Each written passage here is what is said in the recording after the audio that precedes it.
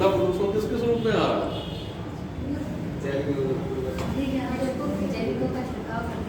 किसका?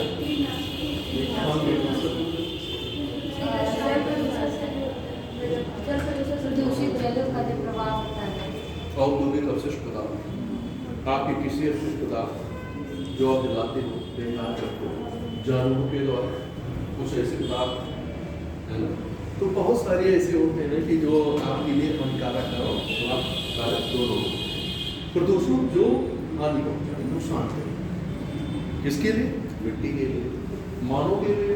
मानव के लिए जो चीजें नुकसान करें वो क्या है? प्रदूषण ही है। जल में आप देख रहे हो घुलनशील, जैसे मान लीजिए आप रासायनिक खाद अधिक मात्रा में डाल रहे हो तो मृदा को क्या बताएगा? फर्टिलिटी, उसकी उत्पादकता क्या हो जाएगी? और धीरे धीरे आपने ये देखा होगा कि जहाँ पानी का जमाव ज्यादा हो रहा है या नहरों की सिंचाई बहुत अधिक हो रही है, ऐसे क्षेत्रों में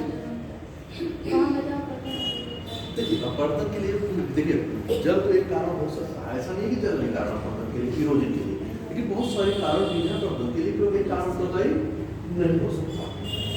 तो जहाँ पे जैसे सलाइन एल्काइन आपने सुना होगा, ज्योग्राफी में पढ़ाया गया होगा, सलाइन एल्काइन मृदा सॉइल में पढ़ाया जा रहा होगा, उसमें बताया गया होगा कि एल्काइन मृदा क्या होती है, सलाइन क्या होती है, जिसे आप क्षारीय मृदा बोलते हो, है ना, और अम्लीय मृदा बोलते हो। तो क्षार जब पानी की मात्रा, पानी कहीं अधिक इकट्ठा होगा, बटुला रहेगा या कलेक्ट रहेगा, तो वहाँ की मृदा की उत्पादकता क्या हो जाएगी? हो जाएगी। और उसे हम सब क्या देते हैं? रेह ऊसर कल्ला, उसको हम कहते हैं। आप एग्जाम में भी पूछता है रेह ऊसर कल्ला क्या है।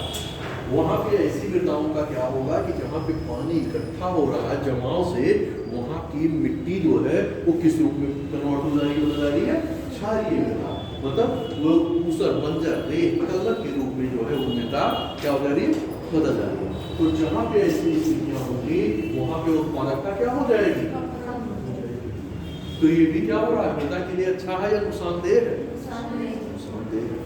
अब मान लीजिए आपके सामने पूछा जाए कि उत्तर प्रदेश के समक्ष मतलब सामने उत्पन्न पर्यावरणीय चुनौतियों का उल्लेख करें या पर्यावरण चुनौतियों का उल्लेख करें या इसकी विवेचना करें या इसका मूल्यांकन करें या इसका आलोचनात्मक परीक्षण करें। किसी भी रूप में आपके सामने कोई प्रश्न रखा जा सकता है, पूछा जा सकता है। अब जहाँ पे जैसे शब्द की पॉइंट जो क्वेश्चन का है, आपके आंसर में जब स्टैंड आप लोगे लिखने के लिए तो आपको की पॉइंट पढ़ना होगा कि पूछ क्या रहा है, उसके रिगार्डिंग हम क्या करेंगे? अपने आंसर की दिशा को तय करेंगे, है ना? उसी के रिगार्डिंग तो आंसर देंगे।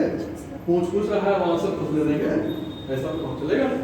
हमें उसके अनुसार क्या करना होगा? परिवर्तन करना होगा और उसी के अनुसार अपने आंसर को स्पेस देना होगा। अब यहाँ मान लीजिए हम कह रहे हैं उसके सामने चुनौतियाँ तो कौन सी है? तो किसके रूप में? बढ़ती हुई आबादी। अगर आबादी होगी तो वन संसाधन, जो पर्यावरण के संसाधन, उसमें क्या पड़ेगा? हाथ पड़ेगा, दीवार होगा, तो पर्यावरण क्या होगा? प्रभावित होगा। बढ़ती आबादी होगी, बढ़ता प्रदूषण, औद्योगिक, ये सारे फैक्टर क्या होंगे? वनोन्मूलन, ये सारी चुनौतियां उत्पन्न करेंगे आपके पर्यावरण के दृष्टिकोण से। अगर इनका संतुलन नहीं रहा, संतुलन किस रूप में स्थापित किया गया? जब पर्यावरण जब रखा गया वन, पहली बार 1988 में वन जनगणना कराई गई या उसके पहले की कितना प्रतिशत वन निर्धारण किया गया? आपने देखा मैदानी क्षेत्रों में कितना और पहाड़ी पर्वतीय क्षेत्रों में कितना परसेंट रखा गया और टोटल कितना रखा गया? 33%, 1/3 होना चाहिए। लेकिन आपने देखा कि जहाँ अरुणाचल प्रदेश, मिजोरम में कितना है? 50 एबव है, कहीं 79 है, कहीं 81 है, कहीं 82% में। और आप वही देख रहे हैं कि किसी राज्य में क्या है? 7%, 8% है। तो विषमता है ना? ऐसा तो नहीं है कि जैसे आपने ये देखा कि पश्चिमी घाट और पूर्वी घाट पढ़ा होगा, पश्चिमी घाट क्या है, पूर्वी घाट क्या है, कोरोमंडल है ना, पढ़ा है, उत्कल तट क्या है, उत्तरी तट क्या है, ये सब पढ़ा होगा आप लोगों ने, ज्योग्राफी में पढ़ा होगा। जिस पढ़ाई नहीं ज्योग्राफी तो पढ़ा होगा। फिर आपने देखा होगा कि पूर्वी ढाल क्या है, पश्चिमी ढाल क्या है ना, जल विभाजक क्या है, आपने देखा विंध्य पर्वत क्या है, सतपुड़ा पर्वत क्या है ना। तो ये सारी चीजें आप लोगों ने वहां पे देखा। तो इनके आधार पर जल का विभाजन आपने देखा कि उत्तर और दक्षिण भारत को कौन सा विभाजन विभाजन करता है, विंध्य पर्वत आपका। तो आपने ये देखा कि सतपुड़ा पर्वत के बीच में नदियां और विंध्य पर्वत के बीच में कौन सी नदी बहती है, नर्मदा बहती है। ये क्या बनाती है, डेल्टा बनाती है, क्यों बनाती है, क्यों बनाती है, कोई कारण होगा ना। डेल्टा का मतलब, डेल्टा का मतलब देखा है और क्या देखो, मैं तो पूछ रहा हूँ डेल्टा क्या, डेल्टा का मतलब जो त्रिभुजाकार आकृति कौन, नदियों के प्रवाह है ना। मैंने क्या कहा, रटिए नहीं समझिए, चीजों को कम में डिफाइन करना सीखिए, रटोगे कभी नहीं याद होगा, हमेशा बोलते रहोगे, कभी परिभाषा नहीं दे पाओगे। अभी रोजी जैसे अभिवर्धन भी हम इसकी चर्चा करेंगे है ना, लैंडस्लाइड भूस्खलन की चर्चा करेंगे। ये सब क्या है, भूगोल में सब पढ़ के आए हो, अक्षय पढ़ के आए हो, समझे ना, अफवाह पढ़ के आए हो, सारी चीजें पढ़ के आए हो।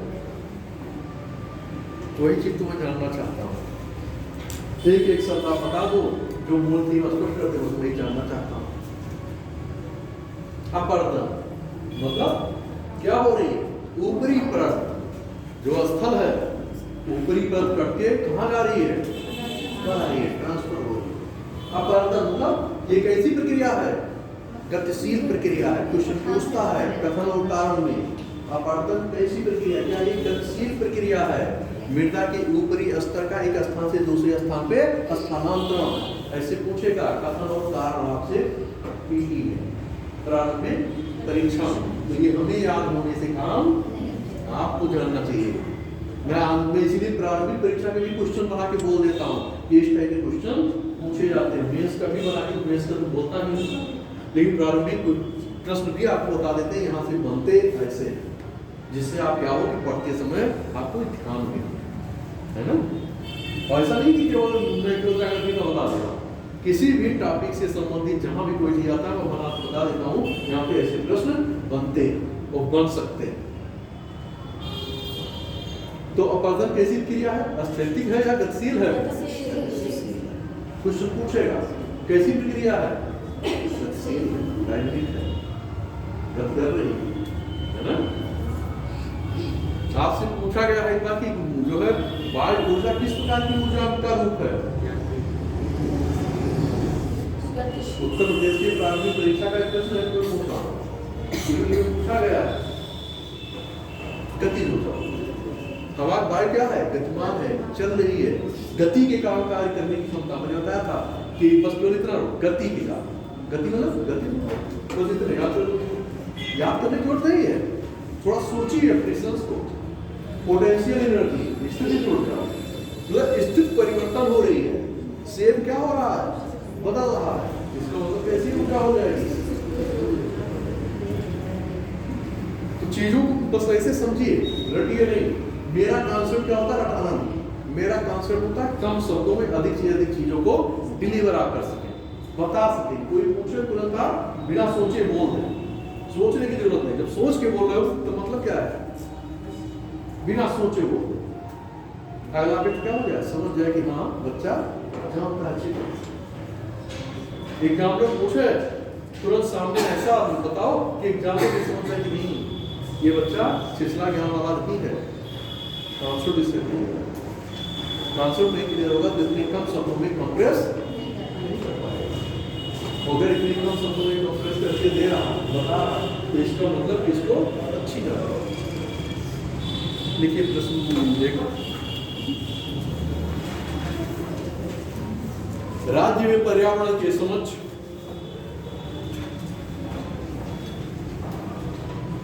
चुनौतियां कौन कौन सी हैं?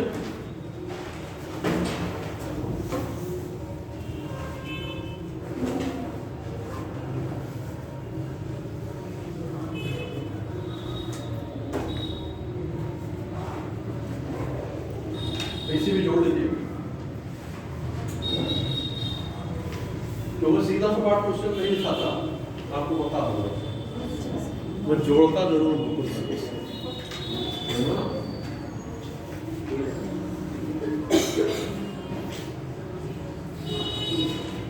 इसे कैसे दूर किया जा सकता है? इसे मतलब चुनौती को कैसे दूर किया जा सकता है? इस संबंध में अपने विचार प्रकट करें। इस संबंध में अपने विचार प्रकट करें।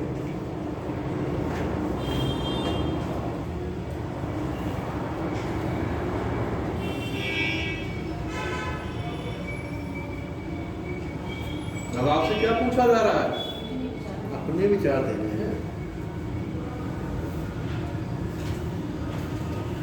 कहीं से नकल वकल करके विचार नहीं देने, अपने विचार पूछ रहा है। अपनी तरफ से सोचो और बताओ कि हाँ ये चीजें होनी चाहिए। वो आसान है ना? आसान नहीं है? तो आप कितना रख के लिखोगे? कितना रख के लिखोगे? आप खुद ही इमेजिन करिए कि इतने सब्जेक्ट हैं, आप कितना रख के लिख पाओगे? तो ऐसी चीजों को अभी हमारे पास समय है, डेवलप कर दिया जाए। और अगर डेवलप हो गया तो आपकी प्रारंभिक परीक्षा में भी क्या होगा? बहुत आसानी होगी। आपकी केवल मुख्य परीक्षा में ही, प्रारंभिक परीक्षा में भी बहुत चीजें क्या हो जाएगी? आसान हो जाएगी। और जब तक प्रारंभिक परीक्षा आप नहीं पास करोगे तब तक मेंस परीक्षा लिखोगे कैसे? पहला बैरियर तो वही है ना, इसको क्या करना है? और बड़ा अनसर्टेन एग्जाम होता है, बहुत अनिश्चितता लिए हुए एग्जाम होता है प्रारंभिक परीक्षा। अनिश्चितता क्यों? पता चला 2-4 क्वेश्चन में जो पता चला फाइट कर रहे हो, वो 2-4 क्वेश्चन कहीं सिलेक्ट कर रहे हो, काम क्या हो गया? साल भर की मेहनत बेकार हो गई। फिर यात्रा कहां से हो गई?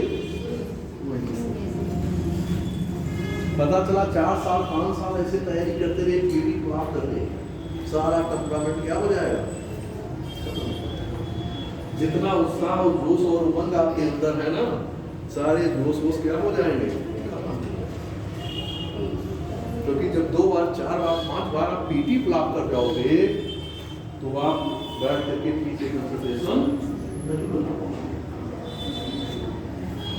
है ना। मान लीजिए आप इंटरव्यू से लौट रहे हो, मेंस लिख रहे हो, तो थोड़ा टेम्परामेंट आपका क्या होगा? बना रहेगा कि पीटी के लिए मुझे कोई टेंशन नहीं है, कहीं से कुछ भी प्रश्न पूछेगा पीटी मेरा क्लियर है। होता ही है, बहुत आसान है। बस क्लियर कॉन्सेप्ट क्लियर हो तो पीटी बहुत आसान है, मेंस भी आसान है, इंटरव्यू भी आसान है। वो आपके ग्रह सितारे सही बैठे हो, सिलेक्शन भी पक्का है ना। तो बहुत सारी चीजें होती हैं कि आपके सिलेक्शन के लिए निर्धारित करती हैं। लेकिन इस निर्धारण के लिए ऐसा नहीं कि हमेशा आपकी ग्रह की सारी चीजें प्रतिकूल ही हो, ऐसा नहीं, अनुकूल भी होंगे। और प्रतिकूलता में भी अनुकूलता क्या करनी है? स्थापित करनी। तभी तो आपकी महानता होगी। पता चला पानी का बहाव हो रहा है तो भी तैर के खूब तेजी से चल रहे हैं। अरे पानी के बहाव के विपरीत दिशा में जब आप अपनी क्या कर रहे हैं? एक इमेज बना ले रहे हैं ना, तो वही तो होगा।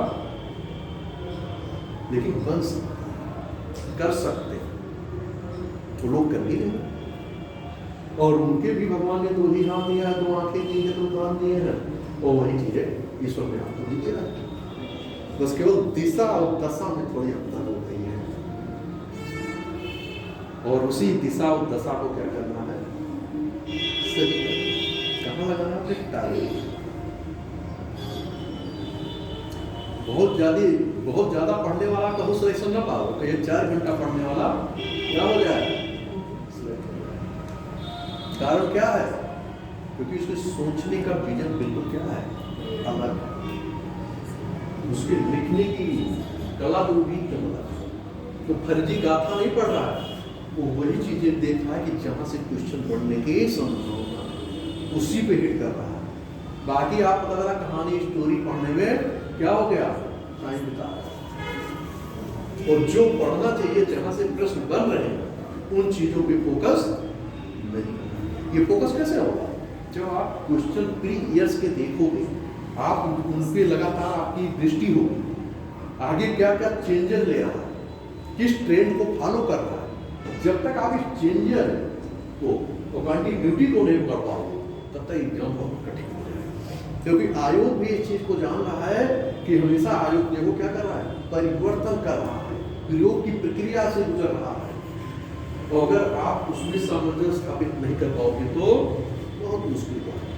और खासकर उत्तर प्रदेश लोक सेवा पाओगे, ये बहुत प्रयोग कर रहा है ना। तो कहने का मतलब है कि इस ट्रेंड को आपको पकड़ना होगा अगर आपको सफल होना है। तो ये है कि टाइम पास करना है। लिखते चलिए।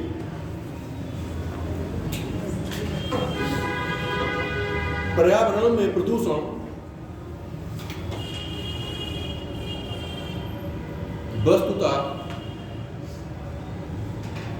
वस्तुतः जल थल एवं वायु के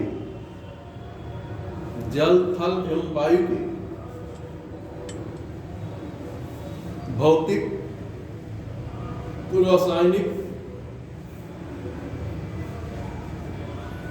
एवं जैविक विशेषताओं में होने वाला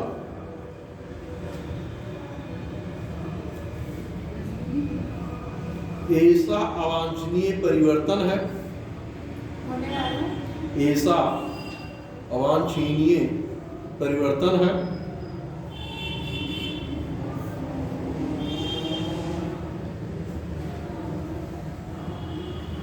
जो मानव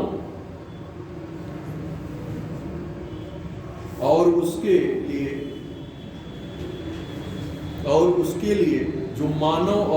लिए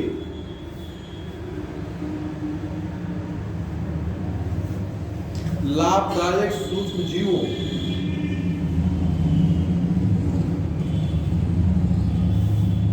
जंतुओं तथा वनस्पतियों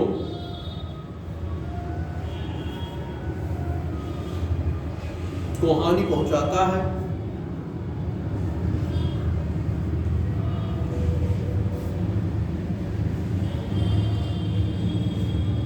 उत्तर प्रदेश में पर्यावरण के समक्ष निम्नलिखित चुनौतियां हैं।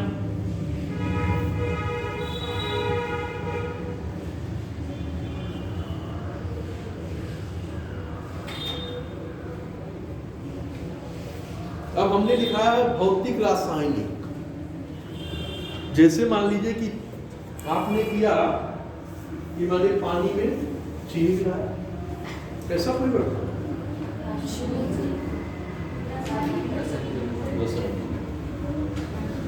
और सब्जी आपने बनाई, हरी सब्जी, उसको आपने बना दिया, तो ये कौन सा परिवर्तन होगा?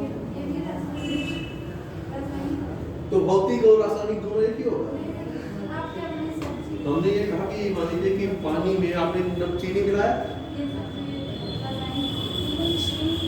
और फिर सब्जी को आपने बनाया वेजिटेबल को, है ना। तो ये दोनों परिवर्तन एक ही है या अलग? क्यों? क्योंकि वो घुलनशील है, चीनी पानी तो भी पका करके आप बोलते हैं मिल जाएगा। सब्जी उसमें नहीं घुलता, सब्जी नहीं घुलेगा नहीं, लेकिन जब पकेगी सब्जी, जब सब्जी पकेगी तो उसको आप मोड़ दें तो आप रोटी मिल जाएगी। तो भाई जिस रूप में पानी जो है छोटा, चीनी छोटा कम था, सब्जियां तो बहुत, उसमें कई सब्जियां मिली हैं, तो वो भी तो हो जाएगा। ये आपका आंसर नहीं है, आंसर ये नहीं। आप मेन जो अंतर होता है, उसी अंतर के तो मैंने पूछा कि भौतिक और रासायनिक परिवर्तन में अंतर क्या है?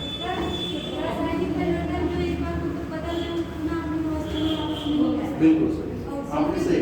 देखिए रासायनिक परिवर्तन ऐसी चीजें होती हैं कि कि वो पुनः अपने उस फॉर्म में वापस नहीं आ सकते।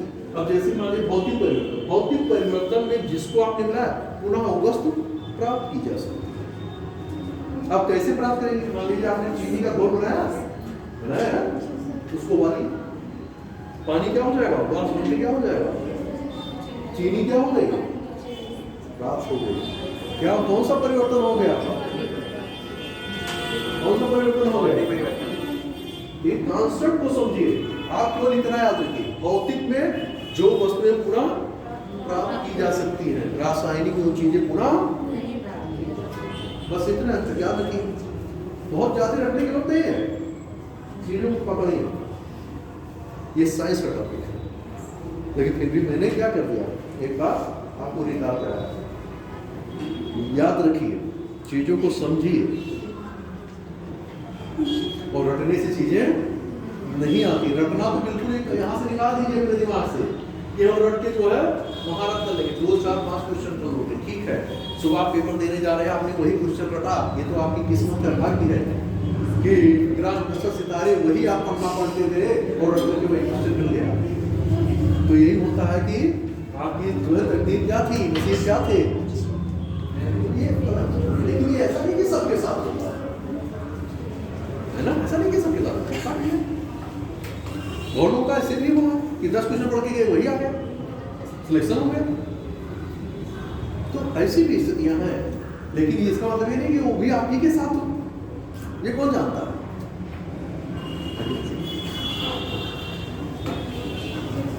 निम्नलिखित चुनौतियां हैं, डायग्राम बनाइए।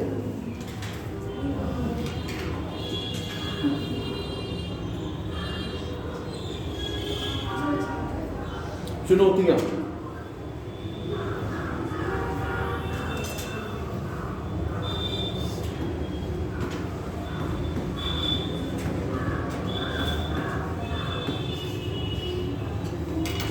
कौन सी चुनौतियां हो सकती हैं बताइए। आप लोग अभी भी नहीं बताया,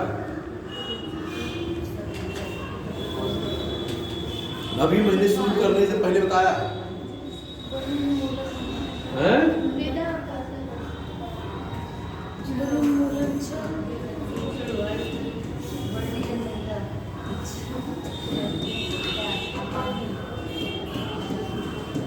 दूसरा बताइए,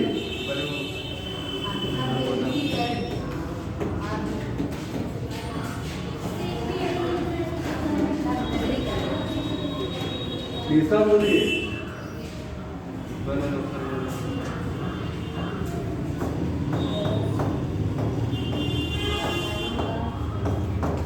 अगला बोलिए, बोलिए भाई, आप ही लोग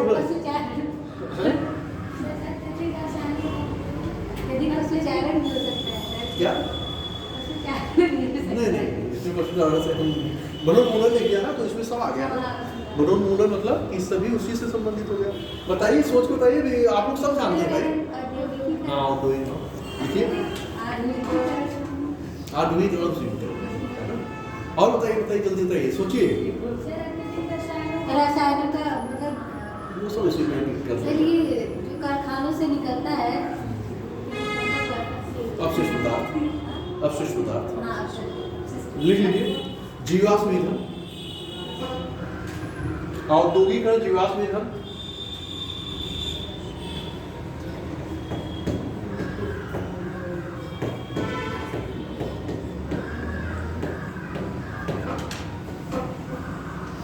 इसलिए मैं ऐसा करता हूं कि जिससे आप लोगों में क्या हो, थोड़ा बोलने और करने का क्या हो, क्षमता बढ़े। जब आप करेंगे, बताएंगे तो आप सोचेंगे। पता चला मान एग्जाम में आगे आपको नहीं आया, 4 पॉइंट ऐसे आपने क्या किया, सोचा, आपने क्या कर लिया। मान लीजिए आप पॉइंट नहीं लिख पा रहे, 4 पॉइंट तो लिख लिया है ना। तो इसी प्रकार से तो सोचने की क्षमता बढ़ेगी। जब आप अपने दिमाग में क्या करोगे, जोर डालो। नहीं पता चला पका पकाया सब मिल गया तो दिमाग में जोर पड़ेगा, सोचोगे तो सही क्या है, सब दिखाई देंगे, छुट्टी मिल गया। जब सोचोगे, बताओगे, ठीक है गलत होगा तो बताएंगे, बोलिए, नहीं सर खुद बोलिए। अगर यहाँ नहीं बोल पाए तो क्या वक्त हमें बोलोगे, जहाँ क्या होगा, जहाँ सब खत्म हो जाएगा। यहाँ बोल, जो गलतियां होगी सुधर जाएगी। और नहीं पता चला वहां इंटरव्यू में गए, एग्जाम में पूछा पहले ही पैनल क्या हो गए, सारे पैनल काम करना बंद कर चुके हैं। जब पैनल ही काम करने बंद कर दिया आपके दिमाग के, तो आंसर क्या बोले? तो इससे अच्छा यही निडरता क्या कर लो, यही जो डर है, झिझक है, खत्म कर लो। जिससे क्या है कि पैनल वहां खुले, दिमाग के आपके पैनल क्या हो वहां खुल जाए। तो इसीलिए अपनी जो डर रहे हैं, जो आप झिझक रहे हैं, वो झिझक तुम क्या कर ले, यही दूर कर लें, अपनी कमियों को यही दूर कर लें। अभी अवसर है हमारे पास। एक और देखिए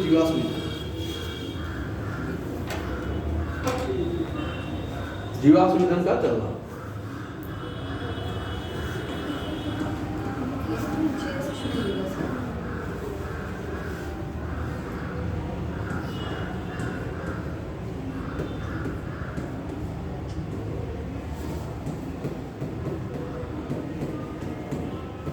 ये कुछ सामान्य चुनौतियां हैं कि जिनके आधार पे आप क्या करोगे, दिखाओगे।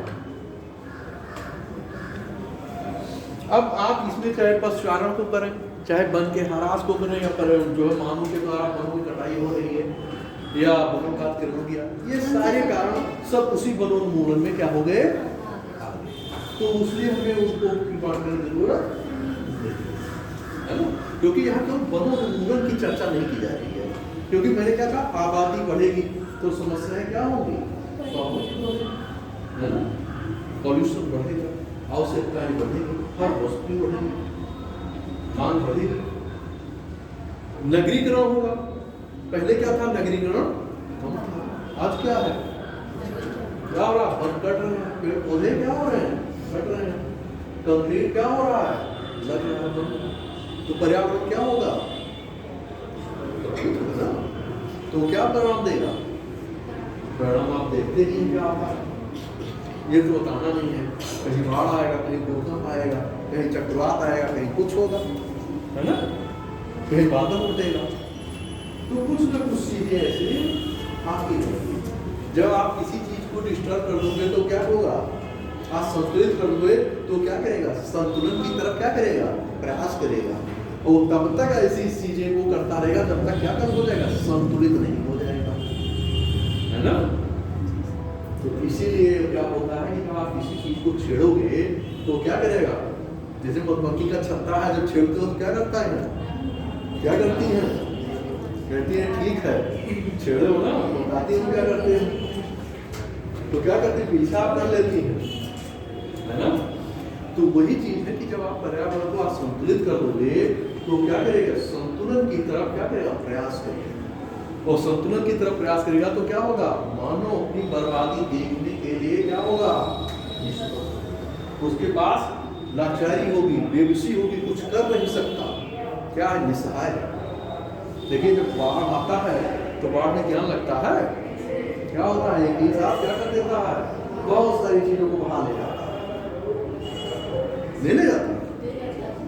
तो वही चीजें होती है कि चाहे जितने बाग बनाते रहिए वहां तो रुकने वाले नहीं हैं। तो इस चीजों को क्या करना है कि संतुलन में लाना है। तो आप अपने, मैंने लिखा है, अपने विचार दीजिए, विचार आप लोग से, खेत में सब लोग जलाते हैं, मतलब ये भी पर्यावरण के लिए नुकसानदेह है, वो भी नुकसानदेह है।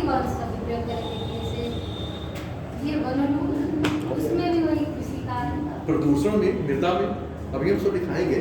तो आपके जब मृदा में आप करोगे ईंधन, तो क्या हो गया, आप ईंधन भी कर सकते हो। जैसे जो अवशिष्ट पदार्थ आप जला रहे हो, जैसे पराली, इस तरह भी नाम का जो है पराली आप जला रहे हो ना, तो इससे क्या होगा, पर्यावरण के लिए। और जहां आप जलाओगे वहां मृदा को क्या करेगा, उसको हटाएगा मृदा के लिए। क्यों बताएगा, क्योंकि जो वहाँ सूक्ष्म जीव हैं, जो आपकी मिट्टी की उर्वरा शक्ति को क्या करेंगे, बढ़ाएंगे। सर मतलब 2-3 फसलों पर निर्भरता भी एक चुनौती है, क्योंकि सब लोग ज़्यादातर गेहूँ, धान, चावल ये सब दाल को लोग ये क्या परंपरागत कृषि है, ये परंपरागत जिसपे जीवन निर्वाह है। जैसे निर्वाह कृषि आपने सुना होगा, पढ़ते भी होंगे कि निर्वाह कृषि, जैसे आप पंजाब में, हरियाणा में, पश्चिमी यूपी में आप देखिए वहाँ निर्वाह कृषि नहीं है, वहाँ क्या है, व्यापारिक कृषि है। तो देखिए जब नगदी फसलों में व्यापारीकरण कृषि, जब आप व्यापार के दृष्टिकोण से करते हो तो क्या हो जाएगा, व्यापारी, वहाँ आप किसके लिए कर रहे हो, मनी के लिए, धन के लिए कर रहे हो। लेकिन यहाँ परंपरागत फसलें किसके लिए कर रहे हो, खाने के लिए कर रहे हो, इसका मतलब कि जीवन हमारा क्या हो जाए, निर्वाह, है ना, किसी प्रकार से क्या चलते हैं, जीवन चल सके। चीजों में अंतर है थोड़ा थोड़ा। अभी मैंने जब व्यापारिक प्रश्नों की चर्चा की थी, बताया था, है ना? तो अंतर इन दृष्टिकोण से। अब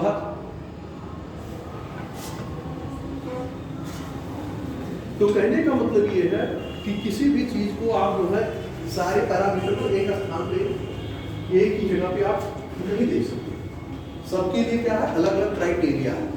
जैसे मान लीजिए आप कह रही हैं, मैं मानता हूँ, अब आप अपने फादर से एक जैसी बात, उसी प्रकार बात करेंगे, जिस प्रकार से भाई से करेंगे, बहन से करेंगे, मदर से करेंगे, क्या है, सबसे संबंधों में क्या है, भिन्नता। आप जिसके सामने है उस आधार पे आप क्या करते हैं कि भाषा को बदल देते हैं, बदलते हैं।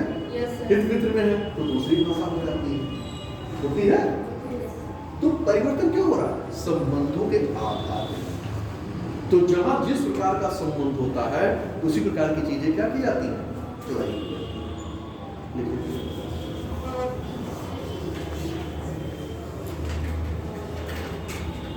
उपयुक्त से स्पष्ट है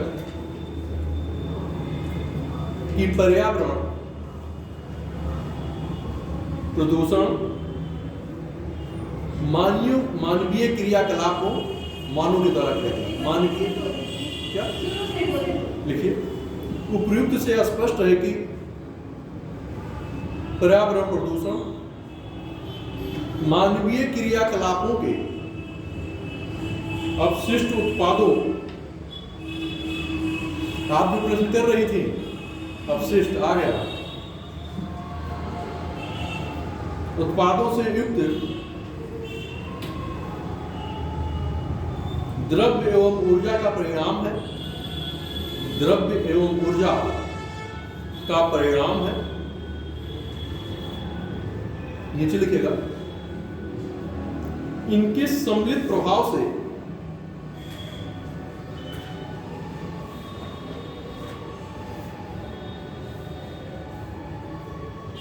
अब इनके सम्मिलित प्रभाव से क्या होगा,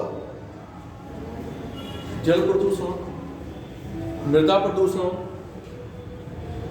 वायु प्रदूषण, ध्वनि प्रदूषण एवं अपशिष्ट आदि का परिणाम। देखा?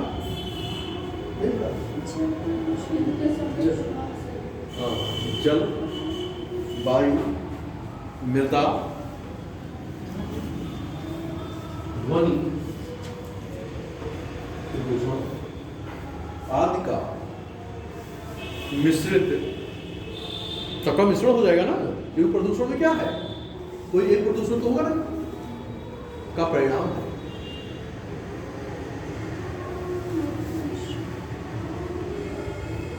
परिणाम है या परिलक्षित होते हैं, जो भी अगर परिणाम में लिखा है तो ठीक है, या परिलक्षित लिख लीजिए, लिखना हो आगे जोड़ के। अब नीचे लिखिए, बढ़ती हुई जनसंख्या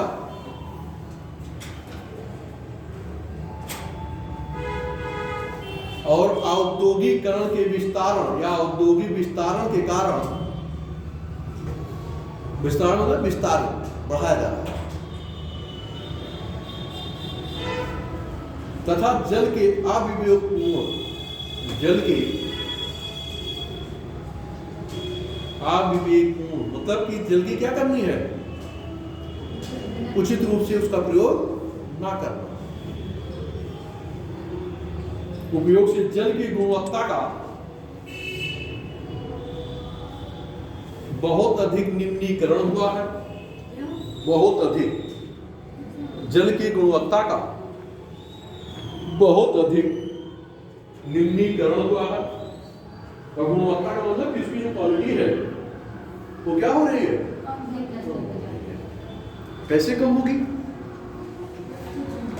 क्लोराइड है, आर्सेनिक है, ये सारी पदार्थ जब घुलित होंगे तो क्या होगा,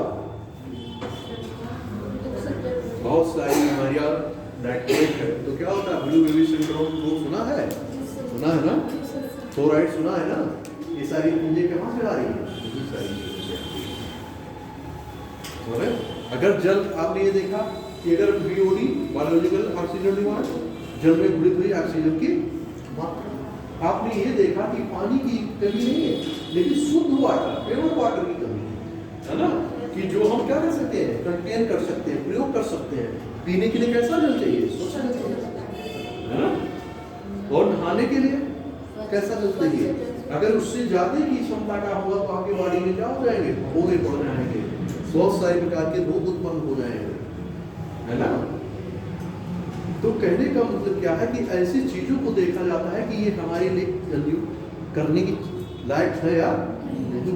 फिर कृषि, जो आप कृषि कर रहे हो, उस कृषि के लिए भी वो जल उपयोगी है या, अगर मान लीजिए कि उससे अधिक क्षमता है तो क्या फसल क्या होगी, बढ़ेगी, ग्रो करेगी, नहीं करेगी। तो इसलिए क्या होता है, पीएच वैल्यू देखा जाता है, देखा जाता ना, पीएच वैल्यू जानते हो ना, जिसे अब कहते हो। तो पीएच वैल्यू अगर कम होगी तो कैसा होगा, होगा। और पीएच वैल्यू अगर बढ़ेगी तो किस पे, कहाँ तक अम्लीय होती है, कहाँ तक क्षारीय होती है, मतलब ये याद रखियो। चलिए ठीक है। तो अम्लता जब बढ़ेगी तो क्या होगा, नुकसान, और क्षारीयता बढ़ेगी तो भी क्या होगा। जैसे पौधे का जो ग्रो होता है, जो पौधा सर्वाइव करता है, तो उसकी पीएच वैल्यू कितनी होनी चाहिए, बोलिए। पढ़ाया गया होगा, नहीं पढ़ाया गया, ये सब कहोगे नहीं पढ़ाया गया, क्योंकि न तो पहले आप पढ़ते आए हैं, न तो हाई स्कूल इंटर में आपने पढ़ा है, और न यहाँ पढ़ाया गया।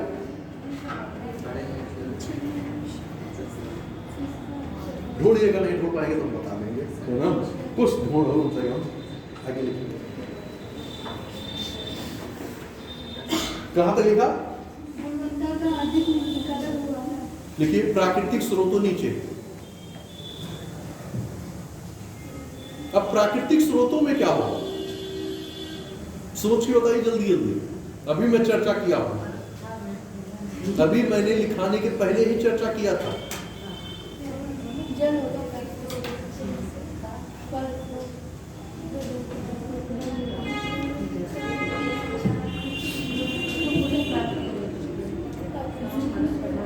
अरे सीधे आपको कहना चाहिए, अपर्दन होगा, भूस्खलन होगा, ज्वालामुखी होगा, ये सारी चीजें कैसे हैं, प्राकृतिक।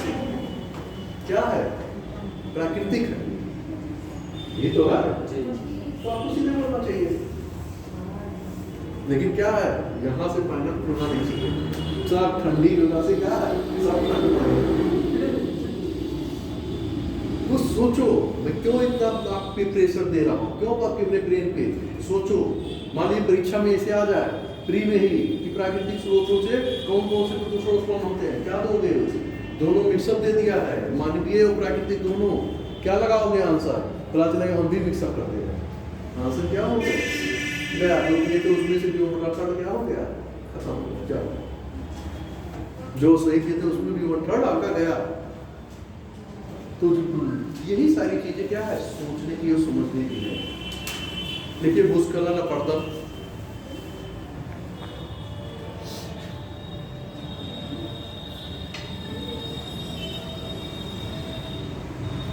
और पेड़ पौधों तथा मृत पौधों, पेड़ पौधों तथा मृत पशु के सड़ने गलने,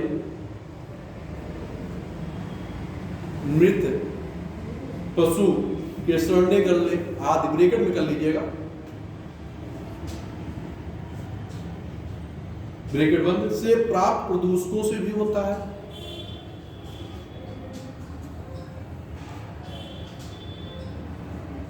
नीचे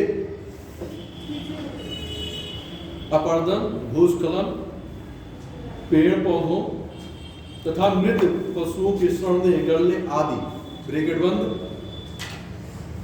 से प्राप्त प्रदूषकों से भी होता है।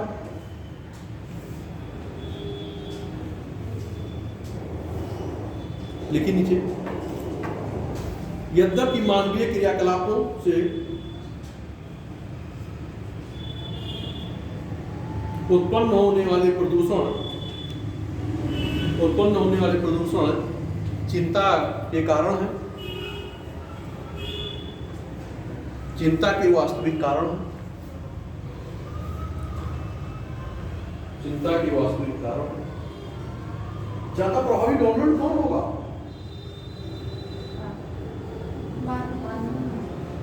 डोमिनेंट कौन होगा, मानवीय या प्राकृतिक? सीधे कहना चाहिए मानवीय, क्योंकि जो नेचुरल है, देखिए वो अपना बैलेंस क्या करता है। नेचुरल जो होता है, जो प्राकृतिक होते हैं, वो क्या करता है, उस संतुलन हमेशा क्या करेगा, बनाए रखेगा, इम्बैलेंस नहीं करेगा। लेकिन मानव क्रियाकलाप क्या होगी, विकास की दौड़ में, अंधी दौड़ में, कि क्या हो कि मुझे त्वरित लाभ हो जाए, लेकिन पर्यावरण का कितना क्षति होगा ये नहीं देगा। चट्टानों की तोड़ाई हो रही है, रोड बन रही है, नाले निकाले जा रहे हैं, बांध बन रहे हैं, लेकिन उस भौगोलिक स्थिति को ध्यान में तो क्या होगा, चट्टान की संरचना क्या हो जाएगी, असंतुलित हो जाएगी। तो क्या परिणाम देगी, नदी रहे क्या देगा, वो तो क्या करेगा, तो परिणाम देगा। तो क्या होगी, उसकी जो संरचना है उसको आपने क्या कर दिया है, तोड़ दिया है, तो उसे आपने असंतुलित कर दिया है। तो जब असंतुलित कर दिया तो संतुलन में प्रयास करेगा ना, भले खत्म हो जाए, लेकिन वो क्या करेगा, संतुलन की स्थिति में लौटने का प्रयास करेगा। जैसे आप रबड़ खींचते हो, छोड़ते हो, तो फिर क्या होता है, पुनः वापस अपनी पूर्व अवस्था में आने का क्या करता है, प्रयास करता है ना।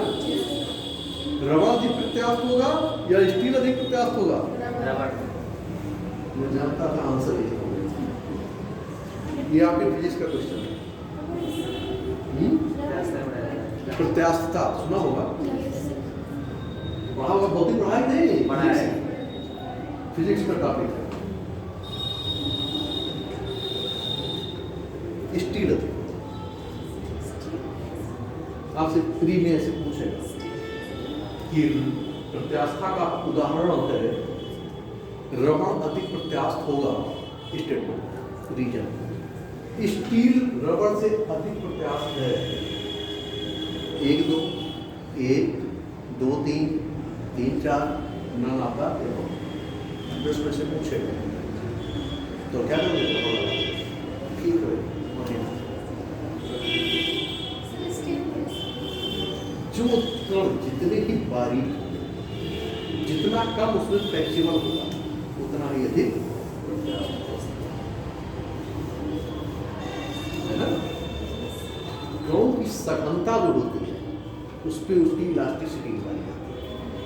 ये साइंस का टॉपिक है, मैं नहीं बताने वाला था, लेकिन चलिए ठीक है, मैंने बता दिया। चीजों को क्या करना है, अच्छी तरह से समझना। और ये आपको जो है, देखिए आप पढ़ के आए तो मुझे प्रैक्टिस करना होता है ना। आगे लिखिए, कहाँ तक लिखा, चिंता का वास्तविक कारण। प्रदेश में अत्यधिक वाहनों से,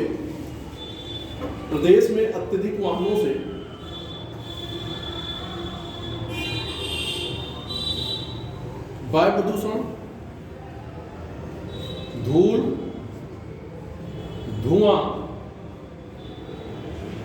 गैस, कुहासा, इसमें पड़ ही रहा है पूरा, दुर्गंध तथा वाष्प,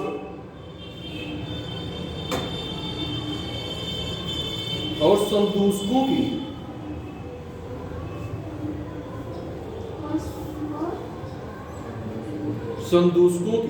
और वाष्प, जैसे संदूषकों की वायु में वृद्धि,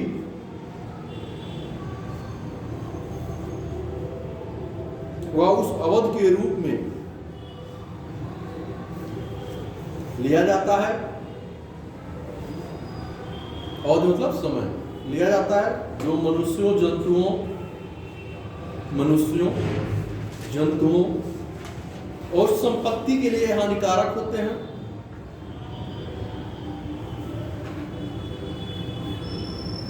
अब प्रदूषण मान लीजिए बढ़ेगा तो क्या होगा, मान कार्बन डाइऑक्साइड की मात्रा बढ़ेगी, क्या दिक्कत होगी, वायु की मात्रा, ऑक्सीजन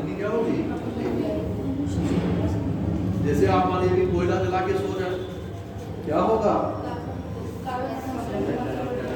ऑक्सीजन की मात्रा क्या हो जाएगी? क्या परिणाम होगा? तो ये कार्बन क्या है? कोयला कितने प्रकार के होते हैं? 4। इसमें कार्बन सबसे अधिक कार्बन की मात्रा है किस प्रकार के कोयले में?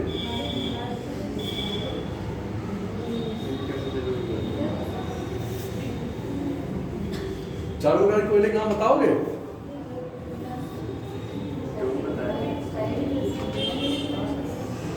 सबसे अच्छी गुणवत्ता का कोयला क्या होता है? एंथ्रेसाइट है ना? पी सबसे कम पी कोयला। तो कहने का मतलब है लिग्नाइट, बिटुमिन्स और एंथ्रेस 4 कौन याद करेगा?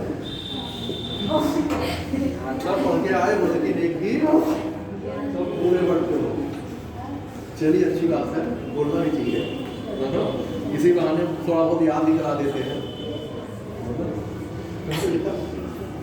सर जन्मों और संपत्तियों के लिए हानिकारक होता है।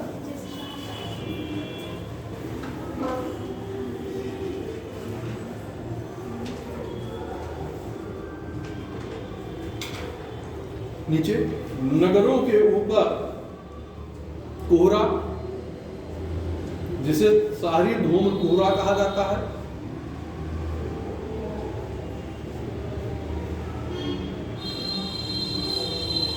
अब इससे क्या होगा? मानव स्वास्थ्य के लिए अत्यधिक क्या होगा? घातक सिद्ध होता है। प्रदूषण रहेगा तो मानव स्वास्थ्य के लिए क्या होगा? जो मानव स्वास्थ्य के लिए अत्यधिक घातक सिद्ध होगा।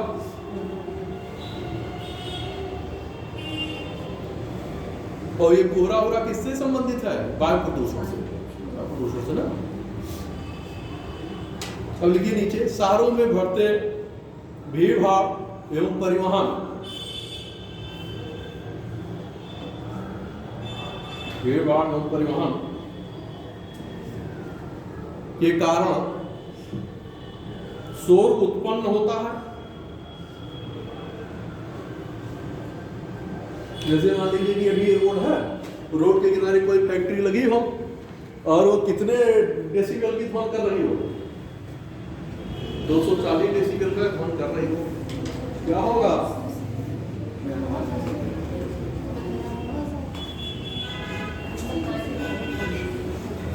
अनिद्रा होगी, मानसिक संतुलन में अरे मैं यहाँ कह रहा हूँ मानसिक संतुलन नहीं, जो आप बता रही होगी बिल्कुल सही है, होगा, है ना? लेकिन 1 डेसिबल की क्षमता से जब ऊपर होगा तो मनुष्य क्या हो जाएगा?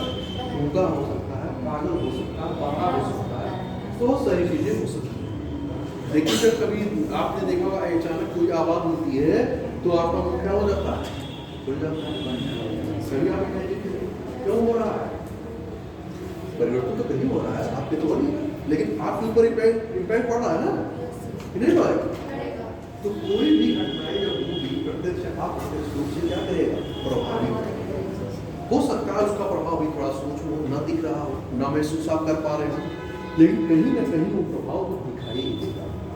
आज नहीं दिखाई दे रहा, दिखेगा किसी न किसी रूप में। वो किसी को अधिक प्रभावित करेगा और किसी को इन करेगा तो जरूर। आगे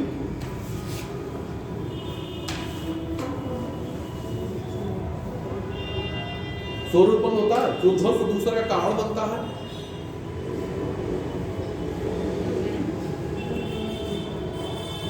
अब ये कैसी समस्या बन गई है? एक गंभीर समस्या बन गई है।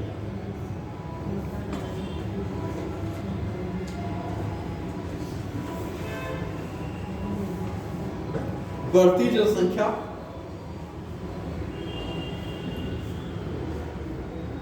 नगरीय क्षेत्रों में प्राय, यहां से लिखिए, नगरीय नीचे से, नगरीय क्षेत्रों में प्राय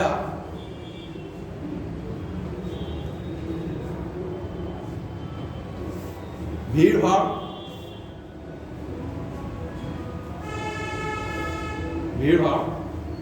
तीव्र बढ़ती जनसंख्या के लिए अपर्याप्त सुविधाएं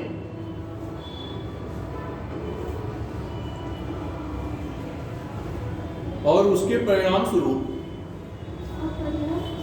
सुविधाएं जो फैसिलिटी होती है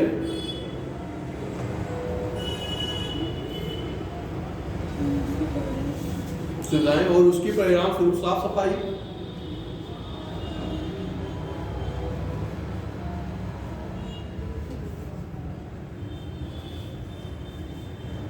की खराब स्थिति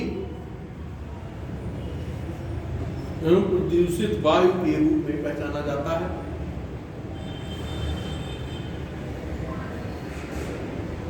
अब नीचे लिखिए पर्यावरण चुनौतियों से निपटने के लिए उपाय या हेतु उपाय।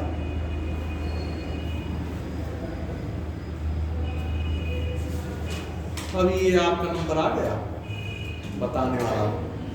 वृक्षारोपण करें और नगरीकरण को भी कम करें, जनसंख्या नियंत्रण के उपाय करें और जीवाश्म ईंधन के स्थान पर इलेक्ट्रिक वाहनों का प्रयोग करें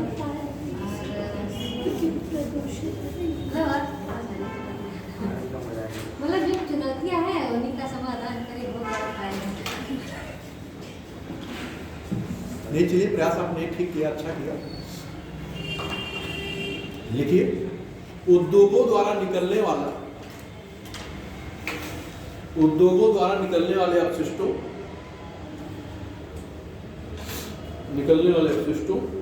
का पुनर्चक्रण किया जाए, रिसाइकलिंग जिसे आप बोलते हैं,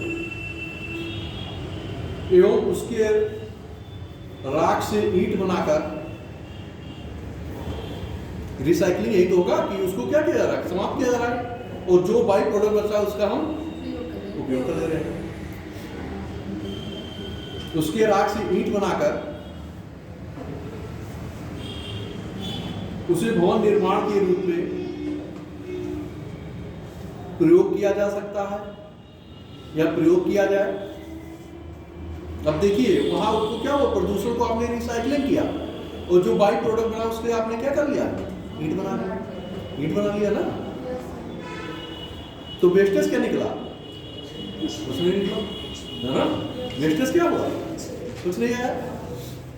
आगे लिखिए शहरों में चल रहे वाहनों की किसमें बदला जाए,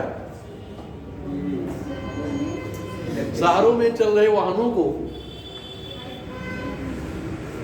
इतनी चर्चित चीजें सीएनजी एवं इलेक्ट्रिक, सीएनजी या इलेक्ट्रिक वाहनों में बदला है।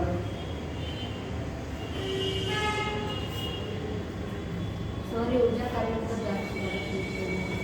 नाम कन्वेंशनल जो है आप गैर परंपरागत एनर्जी में। अब इलेक्ट्रिक जब होगा तो क्या होगा,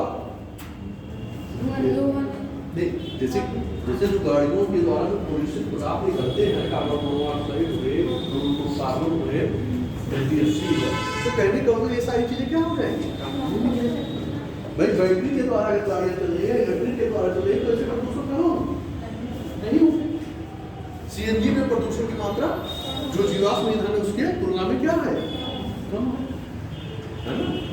तो ये अगर इसको इस रूप में बदल दिया जाए तो क्या हो जाएगा, प्रदूषण का लेवल कम हो जाएगा। तो पर्यावरण के लिए क्या होगा, कितना एकाएक तो कोई चीज परिवर्तित नहीं की जा सकती, क्रमिक रूप से उसको क्या किया जा सकता है, कम किया जा सकता है या बढ़ाया जा सकता है। धीरे धीरे कोई चीज एकाएक तो होगी नहीं कि मान लीजिए कोई टॉप पे पहुंचा उसको एकाएक जो है नीचे ला दो तो क्या होगी, चीजें ही खत्म हो जाएंगी, है ना। तो उसको क्रम के रूप में, मान लीजिए फ्लो है, पानी का फ्लो अगर है तो आप फ्लो को क्या करोगे, जितना फ्लो है उसी पे क्या करोगे, रोकने का प्रयास करोगे। ऐसा तो नहीं कि पूरे पानी को क्या कर दोगे, उसकी सप्लाई को बंद कर दोगे, बंद तो करोगे नहीं, बस केवल क्या कर रहा है, जो फ्लो कर रहा है उतना ही आप क्या कर दोगे, रोक। तो वो कम क्या होगा, वो प्रयास आसान होगी, क्रमिक रूप में आप कर लोगे, है ना। तो इसलिए धीरे धीरे क्रमिक रूप से हम क्या कर सकते हैं, सुधार कर सकते हैं, एकाएक नहीं कर सकते ना। मान लीजिए कह दे रहे करप्शन एकाएक खत्म कर दो, संभव है, व्यवहारिक रूप में होगा नहीं हो सकता। लेकिन उसे क्या किया जाता है, मान लीजिए 70 है उसको 40 पे ला सकते हो, 50 पे ला सकते हो, क्या हुआ, सुधार तो हुआ, बढ़ा तो हुआ। अब आप ये सोचें कि 100% कर लें तो ये चीजें इम्पॉसिबल है, इसे आप सोचना भी नहीं चाहिए, ये हो सकता है आप अपने घर में ही देखिए कि जो चीजें आप कहते हो कि दूसरे में गलत है, हो सकता है आपके यहाँ या किसी के यहाँ, तो व्यवहार और सिद्धांत में चीजें क्या हो जाती हैं, बदल जाती हैं। सैद्धांतिक रूप से कुछ चीजें क्या होती हैं कि जो व्यवहारिक रूप में लागू नहीं की जा सकती। हो सकता है कि मान लीजिए वो अपराधी हो या किसी प्रकार की ऐसी चीजें हो, लेकिन वहां भी ये होता है कि नहीं, और लोगों की जान जा सकती है। एक को मारने के बजाय हजारों की जान जा सकती है, तो पहले क्या किया जाएगा, हजारों की जान बचाई जाएगी। हजारों क्रिमिनल है, बड़े ठीक है, उसकी गोली मार के जाके जाएंगे, जो भी चीजें ठीक है, लेकिन क्या है, पहले उसको कस्टडी में लेने का प्रयास किया जाएगा। और मान लीजिए जनसंख्या जो है क्या है, उससे और क्षति हो सकती है, तो एक की कीमत पे हजारों की बलि दी जाएगी, नहीं दी जाएगी। तो पहले क्या किया जाएगा कि उनको उससे बांट दिया जाएगा, उनको बचाया जाएगा, है ना। जैसे आतंकवादी घटनाओं में आपने आप देखते होंगे न्यूज में, पेपर में, मीडिया में सारी चीजें आप देखते हो, तो क्या किया जाता है, वही कारण क्या करते हो, गोली मार, लेकिन नहीं, उससे बहुत सारी चीजें क्या हो सकती है, नुकसान हो सकती है। हमने नक्सलवाद देखा है ना, आगे लिखिए, प्लास्टिक के थैले, अगला, और बोतल, प्लास्टिक के थैले और बोतल शहरों में हर जगह फेंक दिए जाते हैं।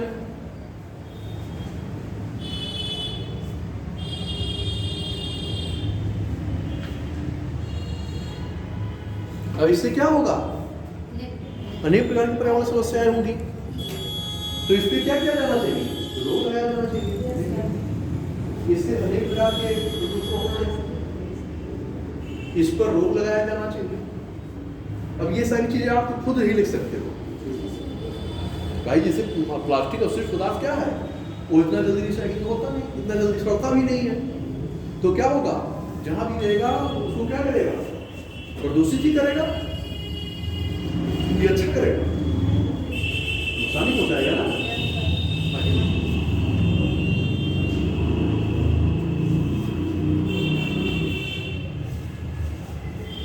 ये कचरे, अरे ये कचरा ना, इलेक्ट्रॉनिक कचरे, ये कचरे में शीशा, तांबा, जिंक, एल्युमिनियम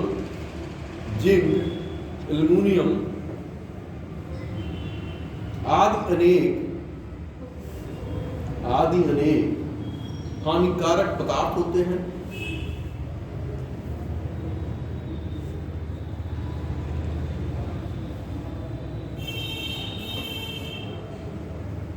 अतः ई कचरा का संकलन और पुनः चक्रण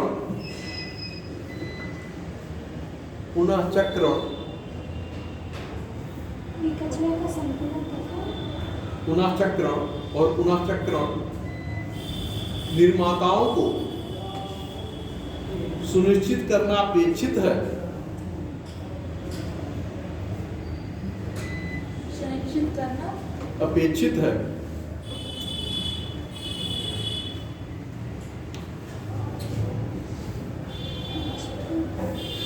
अब क्या करना चाहिए, क्या सुनिश्चित करना अपेक्षित होना चाहिए,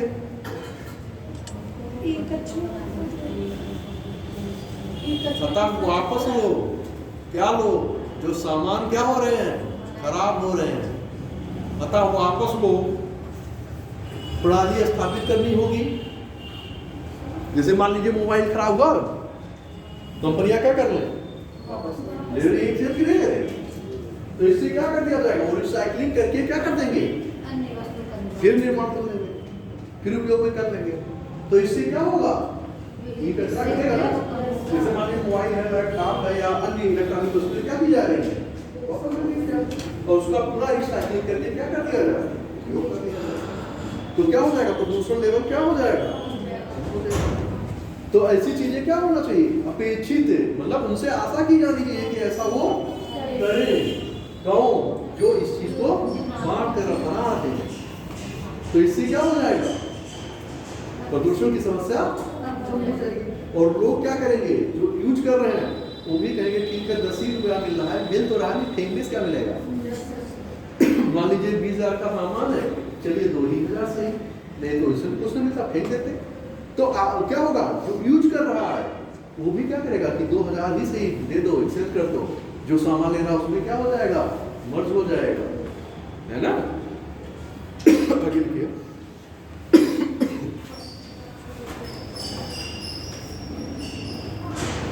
चिकित्सा में उपयोग होने वाले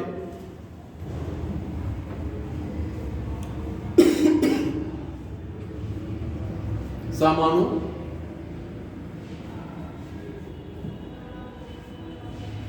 छुरी, सुई, सिरिंज आदि का उचित स्थान पर निपटान किया जाना चाहिए।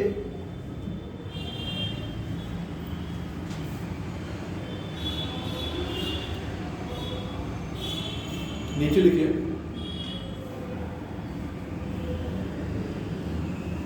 अतः प्रदेश में उत्पन्न हो रही पर्यावरण समस्या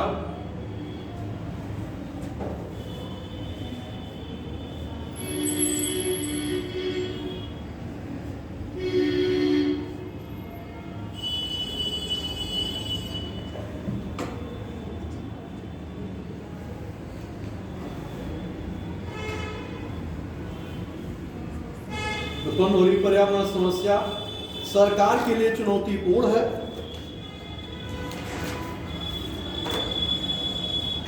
सरकार के लिए चुनौतीपूर्ण होगी ना। नीचे बढ़ती आबादी, नगरीकरण, औद्योगिकरण, सब लिख लीजिए। बढ़ती आबादी, नगरीकरण, औद्योगिकरण, वनोन्मूलन,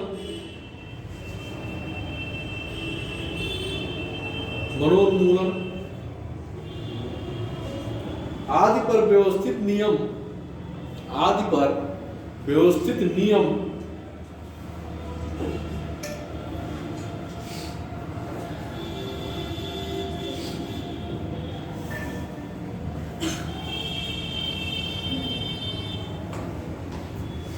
कानून के अनुसार सतत विकास करने की आवश्यकता है।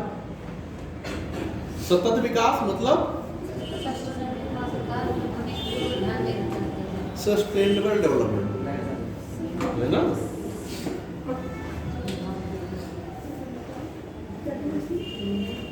विकास करने की आवश्यकता है जिससे कि शहरों को प्रदूषण से कम सामना हो एवं पर्यावरणीय संतुलन बना रहे।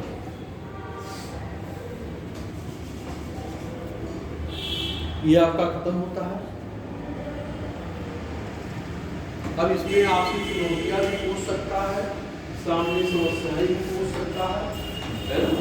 और ये कह सकता है कि इसके संदर्भ में आप अपने विचार दे दीजिए, है ना।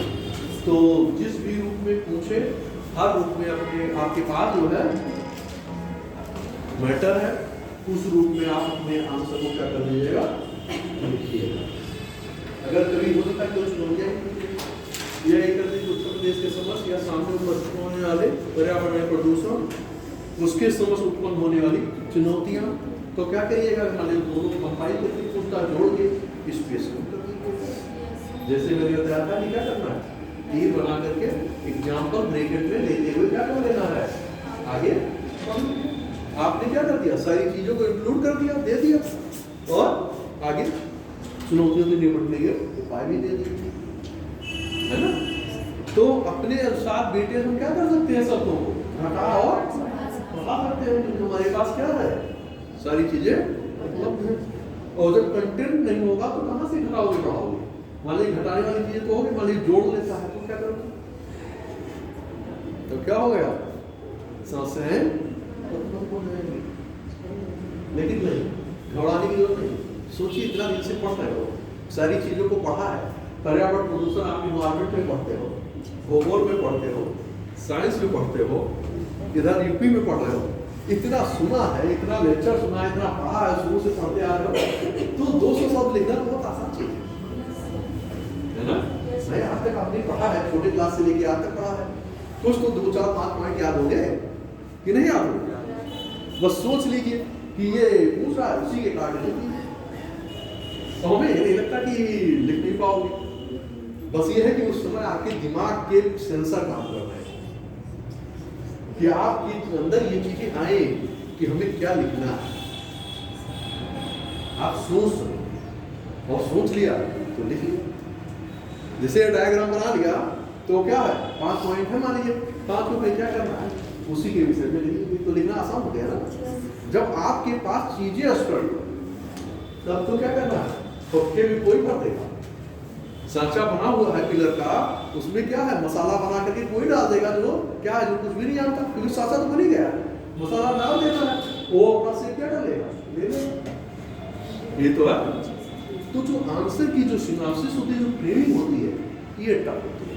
अगर ये चीजें आ गई तो वो चीज, अगर ये चीजें आ गई तो लिखना क्या होता है, आसान। और यही चीज मैं सिखाने पे क्या करते हैं, जो हम लिखाएंगे तो उससे नहीं उतना इम्प्रूव कर पाओ, जितना आपको बनाने आ जाएगा उससे इम्प्रूव कर पाओगे। और ये मैं केवल इसी में नहीं कहता कि केवल आप इसे इस पेपर में करें, आप पेपर में अप्लाई करें, है ना? पीटी में आप पूछेगा 5 से 7 आपके पास हैं कारण, कथन कारण पूछे आपके पास सारी चीजें हैं क्या, कथन कारण पूछे आप आंसर देने में क्या रहोगे, सक्षम रहोगे। तो इस रूप की आप तैयारी करें कि पीटी और मेंस अलग ना, दोनों को साथ में लेकर, दोनों का तैयार होता है। टाइमिंग क्या हो गया, क्लास की टाइमिंग हो गई या अभी तो है? चलिए आगे हम लोग जो है 1-2 क्वेश्चन टेकल कर लेंगे। मान लीजिए नदी प्रदूषण, हम इसका जो है आपको बताएंगे क्या कारण है, कैसे क्या है, उसको हम बता देंगे, आप लोग लिखिएगा खुद। मैं इस बता दूंगा क्या क्या लिखना है, कैसे, सब आप अपने कर सकते हो ना। अब मान लीजिए आपसे प्रश्न ऐसे पूछे कि उत्तर प्रदेश में नदी प्रदूषण के लिए उत्तरदायी कारक कारकों का उल्लेख करें। नदी के लिए किन किन कारण जो है उत्तरदायी है, या आज के वर्तमान परिदृश्य में या वर्तमान परिदृश्य में नदी में उत्पन्न होने वाले प्रदूषण के कारण, किसी भी प्रकार का प्रदूषण तो रखेगा, किसी भी प्रकार का पूछे आपसे, बस उसमें केवल इतना कर सकता है कि समीक्षात्मक समीक्षा कीजिए, समालोचना कीजिए, है ना, आलोचना कीजिए, मूल्यांकन करिए, टिप्पणी लिखिए, विवेचना करिए, है ना, ये सारी चीजें जोड़ सकता है। या ये कह सकता है इस संदर्भ में अपनी मंतव्य स्तर पर करिए, अपने विचार दीजिए, या इस संदर्भ में अपने सुझाव दीजिए। किसी भी प्रकार का क्वेश्चन में आपसे जोड़ करके पूछा जा सकता है। या ये दे सकता है कि नदी प्रदूषण से उत्पन्न होने वाले जनसंख्या तथा पर्यावरण पर क्या प्रभाव पड़ेगा, इसको आज के वर्तमान परिदृश्य से जोड़ते हुए अपने विचार प्रकट करें, ऐसा भी पूछ सकता है। तो इसमें भी कोई घबराने की जरूरत नहीं है ना? किसी भी प्रकार का आपको बस थोड़ा सा केवल क्या करना है, बदल देनी है लाइन, थोड़ा सा बस उसी के अकॉर्डिंग लिख देनी है, आंसर कर आंसर में जाएगा तो यही कंटेंट यही आएगा, लेकिन उसमें जो जोड़ दे रहा है बस उसके अकॉर्डिंग घुमा दीजिए जो जोड़ रहा है। अब विवेचना कर रहा है तो विवेचना जैसे इंग्लिश में आप डिस्कस करते हो, तो विवेचना में क्या करना है, मैंने बताया सारी जितनी मैं बोल रहा हूँ सब पे बताया क्या क्या करना है, सब पे बताया, कई बार बताया, मेरे 2 बार। तो विवेचना में क्या करना, अब आप जब डिस्कस करते हो आज इनसे मेरा डिस्कशन होगा, तो डिस्कशन में आप क्या करते हो, क्या करते हो, अरे भाई विभिन्न पहलुओं पे हम लोग क्या करते हैं, बातचीत करते हैं, चर्चा करते हैं, डिस्कशन तो इस क्वेश्चन से संबंधित, प्रश्न से संबंधित जितने पक्ष हैं सब क्या कर लेनी है, चर्चा कर लेनी है, लिख लेना, यही तो डिस्कस करना होगा। आप सीधे सामान्य पर भाषा में देखिए कि हम लोग जो डिस्कस करते हैं क्या करते हैं, जोड़ नहीं याद है, ये तो जानते हो। अब हमने कई बार बताया कि मान लीजिए मैं आपसे कहें कि आप इनकी अच्छाइयाँ बताइए, तो शायद क्या हो, दोनों का 36 का आंकड़ा हो, तो क्या करोगे, इनकी अच्छाइयाँ कम बताओगे, और बुराइयाँ जितनी होगी निगेटिव पॉइंट क्या करोगे, ढूंढ के क्या करोगे ना, शुरू कर दोगे, धरती वाला शुरू कर दोगे, है ना। तो कहने का मतलब ये होता है कि हमें क्या करना है, क्वेश्चन के अकॉर्डिंग जैसा वो पूछेगा उसी के अनुसार क्या करना होगा, दिशा देना। अगर वो आलोचनात्मक पूछ रहा है तो हमें क्या करना है, अच्छा हो, पॉजिटिव और निगेटिव दोनों, है ना।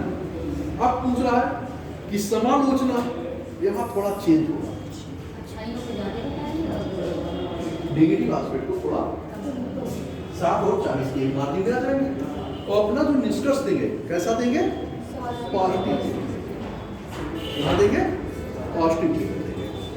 तो देखिए यही हमें क्या होता है, अपने स्पेस को घटाने और बढ़ाने के लिए क्या दिशा देता है। और मान लीजिए आप आलोचना वाला ही क्या करो, क्रिटिसाइज वाला चीजें क्या कर दिया, अप्लाई कर दिया, आपका आंसर सब कुछ आपने सही लिखा, अच्छा लिखा, लेकिन क्या कर दिया, आपने स्पेस जो देना है नहीं देना था, जिसे आपने उसको, जिसको वेटेज नहीं मिलना चाहिए आपने वेटेज इसको दे दिया, तो क्या होगा, गलत आंसर।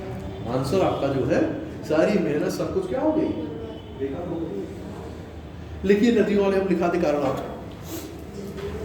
लिखिए, उत्तर प्रदेश में नदी प्रदूषण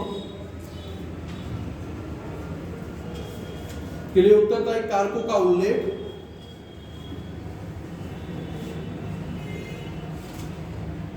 एवं इनके प्रबंधन का समुचित उपाय बताएं। इनके प्रबंधन का समुचित उपाय। अब इसके कारण आप लिखिए, उत्तरदायी कारण, किसके उत्तरदायी कारण, प्रदूषण के, लिखिए। औद्योगिक कचरा, औद्योगिक कचरा डायग्राम बना के लिख लीजिए, और चाहे वैसे चार्ट बना के चाहे वैसे लिख लीजिए। औद्योगिक कचरा जैसे अभी बनाया था डायग्राम वैसे बनाइए। औद्योगिक कचरा बोला, ऐसे लिख ले रहा है, चलिए ठीक है बना लीजिएगा, लेकिन हम बना देते हैं। औद्योगिक कचरा, कीटनाशक दवाएं, इसलिए कह रहे, इसलिए हम बनवाते हैं कि नहीं तो क्या करोगे, बनाओगे नहीं, हम जानते हैं, कल दिखाएंगे। बनाओगे नहीं, इसीलिए बोर्ड पे बनवा देते हैं कि बनाना सीख जाओ, क्योंकि यहाँ बोर्ड पे लिखा है तो कॉपी करने बड़ा मजा आता है, देख देख के छापने में बड़ा मजा आता है, वही लिखेंगे जो बोल रहे हैं, है ना, कि दूसरा नहीं देंगे। तो कुछ जब आप अपने करोगे, इतना बार मैं बनवा चुका हूं, तो आप क्या करोगे, सीख जाओगे। तो आदत जब आपकी पड़ी रहेगी, हैबिट रहेगी, तो आप जैसे लिखना होगा क्या करोगे, पहले खींच लोगे, है ना, और वही आपको क्या करेगा, 50% मार्क दे देगा। तो 50% पहले कवर कर लो ना,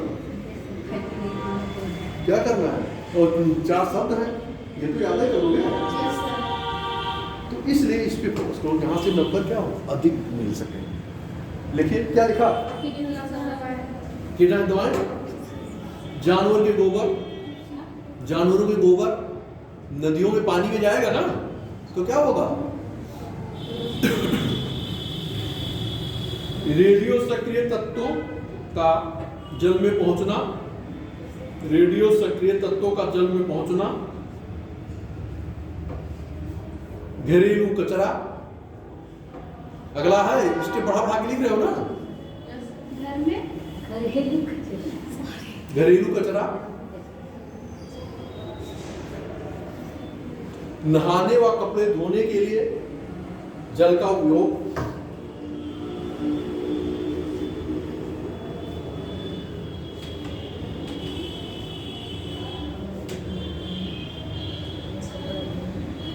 ये आपके कुछ कारण हैं कि जिसके कारण आप नदियों में क्या कर सकते हैं, प्रदूषण को दिखा सकते हैं। अब क्या होगा, प्रबंधन, तो उसी का क्या करना है, उचित रूप से क्या कर लेना है, व्यवस्था कर लेनी है ना। अब मान लीजिए आपसे पूछा जा रहा है कि वायु प्रदूषण के लिए उत्तरदायी कारक ये जो मृत पशु पक्षी मतलब जो पढ़ने जाते हैं वातावरण पर्यावरण पर्यावरण में तो वायु के लिए तो वायु से संबंधित होगा। वो और ये जो दूध होता है मतलब ये भी तो वायु प्रदूषण यहाँ तो देखिए प्रदूषण यहाँ क्यों वायु पूछा जा रहा है, ओनली एक फैक्टर पूछा जा रहा है। आपको मृदा जल कैसा ही पूछा जा रहा है, रेडियो एक्टिव कैसा, तो केवल जब वायु से संबंधित होगा तो आपको ये देखना वायु को क्या क्या दूषित करता है। जैसे औद्योगिक अपशिष्ट, औद्योगिक अपशिष्ट है, परिवहन है, जो गाड़ियां चल रही हैं, है ना, वनोन्मूलन है, पराली का जलाना है, ये सारी चीजें क्या है वायु प्रदूषण के फैक्टर होंगे, कारण होंगे। इन्हीं सारी चीजों को देखिए, क्वेश्चन की दिशा पे आप देखें, ऐसा नहीं कि आप जानते नहीं हो, बस हमें क्या होता है ध्यान नहीं देते। जब किसी एक फैक्टर को कारण बनाने की क्वेश्चन पूछा हो तो हमें क्या करना है, केवल एक पे देना है। ये तो है नहीं कि हमें पूरा क्या करना है कि पूरे प्रदूषण जितने प्रकार के प्रदूषण सबको दे देना, सबको लिखने को कुछ भी लिख सकते हो। लेकिन यार किसी को जो स्पेसिफिक पूछ रहा है, मृदा पूछ रहा है, वायु पूछ रहा है, जल पूछ रहा है, तो आपको केवल उसी पे तो लिखना है। इसको हमेशा ध्यान रखिएगा, नहीं पता चला कि उसको ध्यान नहीं दिया, कलम चल गए। तो इस प्रकार के ये जो है 4-5 कारण आप देकर के उसको दिखा सकते हैं। बंद कर दीजिए।